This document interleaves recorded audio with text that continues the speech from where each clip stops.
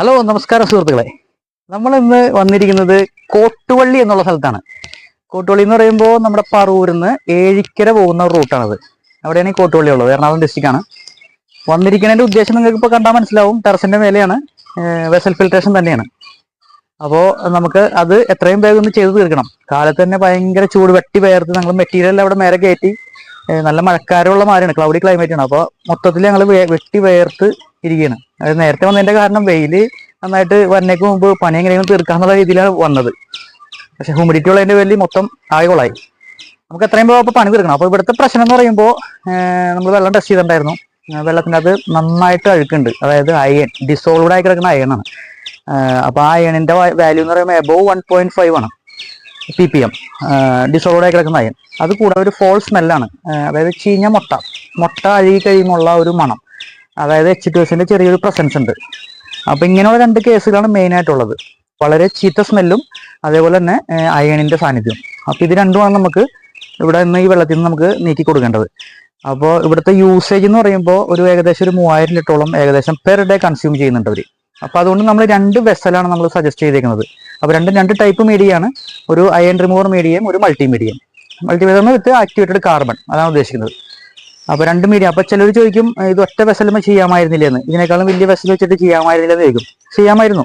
14ന്റെ വെസലോ അതിന് മേലുള്ള വെസലൊക്കെ ഇട്ട് നമുക്ക് ചെയ്യാം. നമ്മൾ ഉദ്ദേശിക്കുന്ന രീതിയിലുള്ള ഒരു ക്വാണ്ടിറ്റി കറക്റ്റായിട്ട് ഒരു വെസലിൽ കയറാനായിട്ടാണ് നമ്മൾ ഇങ്ങനെ ഒരു ഉദ്ദേശം നമ്മളോട് കൊടുത്തിരിക്കുന്നത്. നമ്മൾ ഉദ്ദേശിക്കുന്ന ക്വാണ്ടിറ്റി നമുക്ക് നല്ല രീതിയിൽ അത് കയറി ഇറങ്ങി വരാനാണ് നമ്മൾ 2 വെസലായിട്ട് നമ്മൾ സജസ്റ്റ് ചെയ്തിരിക്കുന്നത്.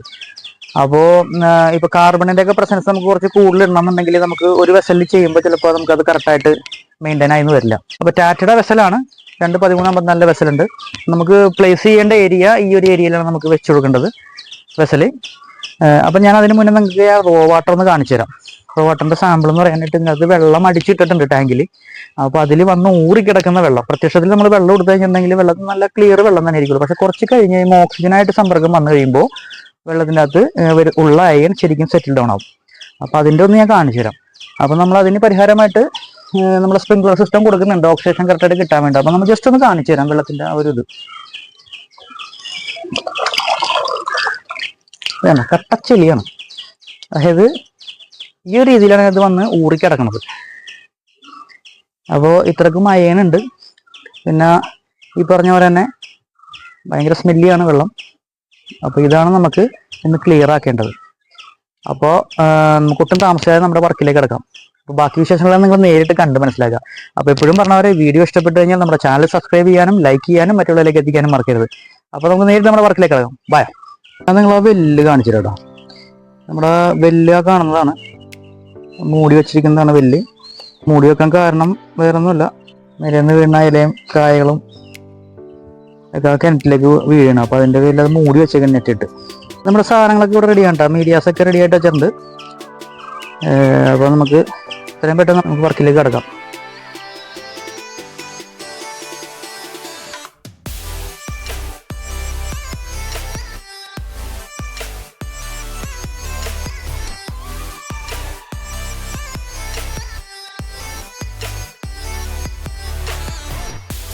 നമ്മുടെ വെള്ളം കുറെ ഡ്രെയിൻ ചെയ്തതിന് ശേഷവും നേരിട്ട് വരുന്ന വെള്ളത്തിന്റെ അവസ്ഥ ഇത് തന്നെയാണ് കേട്ടോ. മഞ്ഞപ്പ് തന്നെയാണ്. ആദ്യം നമ്മൾ ടെസ്റ്റ് ചെയ്യാൻ എടുക്കുന്ന സമയത്ത് നല്ല ക്ലിയർ ആയിരുന്നു വെള്ളം. ഇപ്പം മഞ്ഞപ്പ് തന്നെയായിട്ടാണ് ടാങ്കിൽ കിടക്കുന്നത്. നമ്മൾ ടാങ്കിൽ നിന്ന് എടുക്കുന്ന വെള്ളം അത് ഊറിക്കിടക്കുന്ന വെള്ളത്തിനായിരുന്നു നമ്മൾ ആദ്യം കാണിച്ച രീതിയിലുള്ള ഒരവസ്ഥ. ബാക്കി ഇതാണ് അവസ്ഥ വെള്ളത്തിൻ്റെ.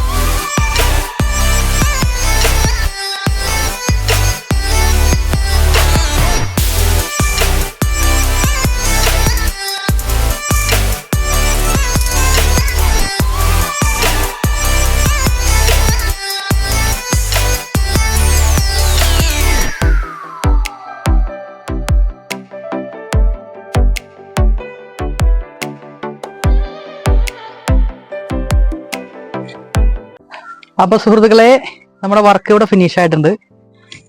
പെട്ടെന്ന് തീർക്കുമെന്ന് വിചാരിച്ചിട്ടാണ് നേരത്തെ വന്നത്. ഒന്നും നടന്നില്ല. വെയിൽ മൂക്കണനുസരിച്ചിട്ട് പണി സ്ലോ ആയിക്കൊണ്ടിരിക്കുകയായിരുന്നു. എന്നാലും തീർത്തിട്ടുണ്ട് നമ്മൾ. ഇപ്പൊ സമയം ഏകദേശം ഒരു 2:30-3 മണിയാകാൻ പോകണം. 2:30 കഴിഞ്ഞിട്ടുണ്ട്.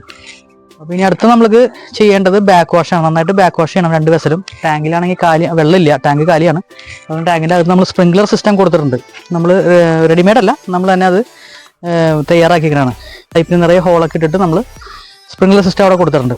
അപ്പോൾ അതിൻ്റെ വർക്കിംഗ് കണ്ടീഷൻ, അതേപോലെ തന്നെ ബാക്ക് വാഷ് കഴിഞ്ഞതിന് ശേഷം വെള്ളത്തിൻ്റെ ക്വാളിറ്റി, ഇതൊക്കെ ഞാൻ നിങ്ങളെ കാണിച്ചു തരാം കേട്ടോ. അപ്പോൾ അടുത്തത് നമുക്ക് നേരെ ബാക്ക് വാഷിലേക്ക് പോകാം.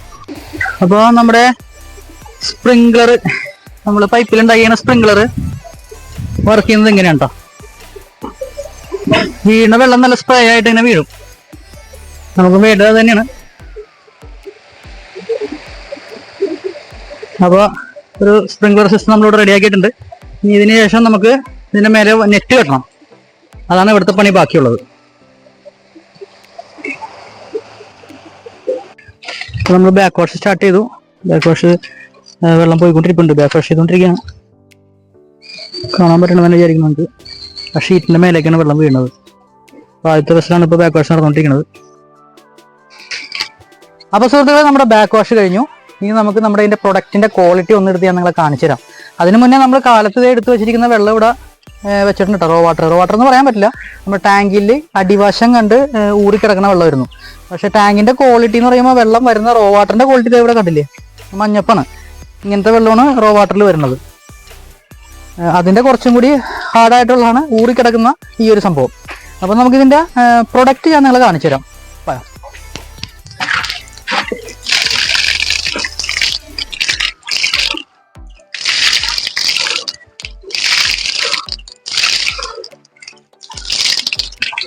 കണ്ടോ സുഹൃത്തുക്കളെ, ഇതാണ് ഇതിൻ്റെ പ്രൊഡക്റ്റിൻ്റെ ക്വാളിറ്റി. അപ്പോൾ ഇത്രയും ക്ലിയർ ആയിട്ടാണ് നമുക്ക് നമ്മുടെ പ്രൊഡക്റ്റ് വന്നിരിക്കുന്നത്. കട്ടച്ചെളി ആയിരുന്നു, നമ്മൾ അതിനെ ട്രീറ്റ് ചെയ്ത് 2 വെസലാണ് കൊടുത്തതാണ്. ഒരു അയൺ റിമൂവറും ഒരു മൾട്ടിമീഡിയ വിത്ത് ആക്ടിവേറ്റഡ് കാർബണും. അപ്പോൾ അങ്ങനെ ചെയ്തതിന് ശേഷം നമുക്ക് ഒരു ബാഡ് സ്മെല്ല്, ഒത്തിരി ഭയങ്കര ചീത്ത മണമായിരുന്നു. അതായത് മുട്ട അഴുകുന്ന ഒരു മണം ഉണ്ടല്ലോ, മുട്ട ചീഞ്ഞ മണം ഉണ്ടാവുമല്ലോ സാധാരണ, ആ ഒരു മണമായിരുന്നു നമുക്ക് ആദ്യം വരുന്ന റോ വാട്ടറിൻ്റെ അകത്ത് ഉണ്ടായിരുന്നത്. പിന്നെ നമ്മുടെ വെള്ളത്തിൻ്റെ അകത്ത് അയൺ വാല്യൂ ഭയങ്കര കൂടുതലായിരുന്നു. ഇപ്പം നിങ്ങൾക്ക് കാണാൻ പറ്റും റോ വാട്ടർ വരുന്ന വെള്ളത്തിൻ്റെ കളറും ഇപ്പം ഇതിൻ്റെ കളറും നിങ്ങൾക്ക് കണ്ടാൽ മനസ്സിലാവും എത്രത്തോളം ക്ലിയർ ആണെന്നുള്ളത്. അപ്പോൾ കൂട്ടുകാരെ, നമ്മുടെ കസ്റ്റമറുടെ മകൻ വന്നിട്ടുണ്ട്. ആൾക്ക് ഇച്ചിരി വയ്യാണ്ടിരിക്കാൻ, കാലിന് ഇത്തിരി കുളം ബുദ്ധിമുട്ടായിട്ടിരിക്കുന്നത്. അപ്പം മേലോട്ട് കയറി വരാൻ ബുദ്ധിമുട്ടുണ്ട്. അപ്പം മകനെ പറഞ്ഞു വിടുകയാണ്. മകൻ ഭയങ്കര സ്മാർട്ടാണ് ആള്, എല്ലാ കാര്യങ്ങളും കറക്റ്റായിട്ട് ചെയ്യുന്ന വ്യക്തിയാണ്. അപ്പോൾ ആള് വന്നിട്ടുണ്ട്. ആളോടും ചോദിച്ചു നോക്കാം വെള്ളത്തിന്റെ ക്വാളിറ്റിയും കാര്യങ്ങളൊക്കെ എങ്ങനെയുണ്ടെന്ന്. നമുക്ക് നോക്കാം വെള്ളത്തിന്റെ ക്വാളിറ്റി. ആദ്യം എങ്ങനെയായിരുന്നു വെള്ളം വന്നേച്ചത്?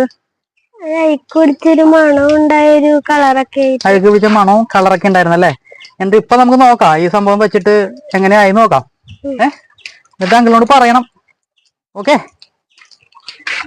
അപ്പൊ ഞാൻ എടുത്തു തരട്ടെ വെള്ളം ഇടുന്ന്.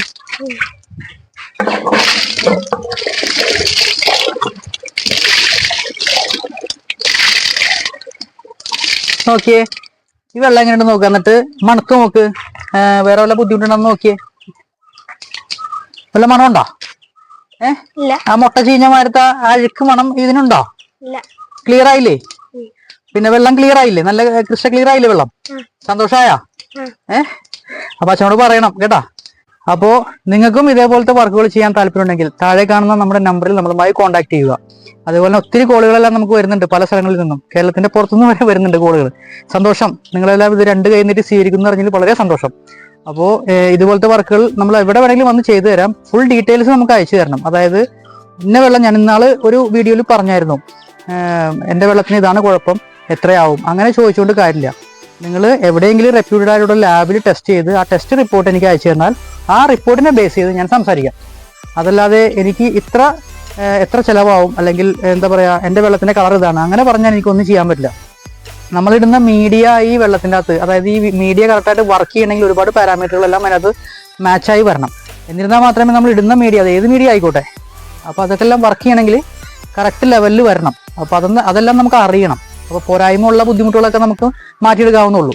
അപ്പോൾ ആദ്യം നമുക്ക് റിസൾട്ട് അറിയേണ്ടത്. അപ്പോൾ അടുത്തൊരു വീഡിയോയുമായി വരുന്നവരെ ബൈ.